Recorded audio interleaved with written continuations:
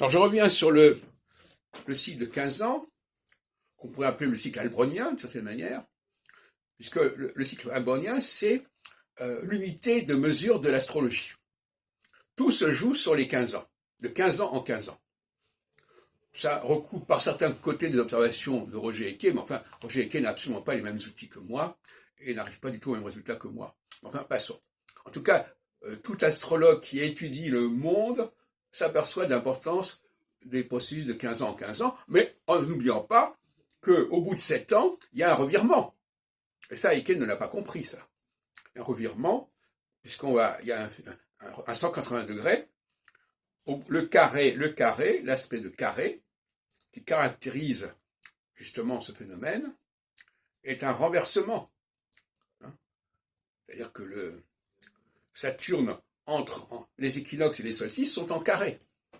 Et ça veut dire quoi le carré en astrologie cyclique? Ça veut dire qu'on passe d'une phase à une autre.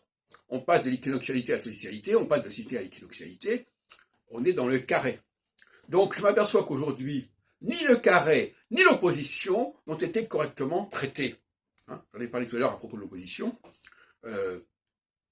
La conjonction n'est jamais qu'une forme d'opposition, de syzygie, et le carré n'est absolument pas quelque chose qui doit être étudié au niveau du thème natal. C'est quelque chose qui a une valeur au niveau cyclique. C'est le deuxième temps des 15 ans. Il y a une conjonction de Saturne. Alors la notion de conjonction, alors il faudrait quand même le préciser, la notion de conjonction, c'est une notion qui est à la fois significative. Les deux conjonctions importantes, c'est quoi? C'est d'une part la conjonction de Saturne avec les axes, donc automatiquement ça veut dire conjonction-opposition, c'est pareil. Et deuxièmement, c'est la conjonction homme-femme. Il y a deux niveaux de rencontre. Chaque fois qu'il y a un changement de phase, il y a un rapprochement homme-femme, il y a un deal homme-femme, il y a un contrat homme-femme qui se met en place, qui va dans un sens ou dans l'autre. Donc, si on ne veut pas tenir compte des hommes et des femmes, parce qu'on nous parle